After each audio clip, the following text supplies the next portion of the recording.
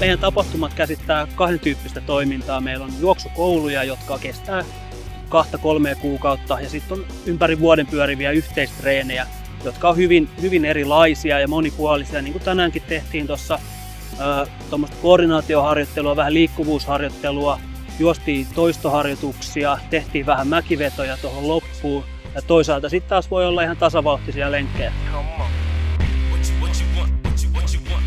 Me halutaan tarjota huippuvalmennusta ja huipputasosta toimintaa, Suomen parasta toimintaa, niin kuitenkin se olennaisin pointti siinä jatkuvuudessa on se, että ihmisillä pitää olla kivaa. Jos ihmisellä on kivaa, ihan sama mitä se tekee sitä uudestaan. Se tulee uudestaan, jos sillä on meidän tapahtumissa kivaa.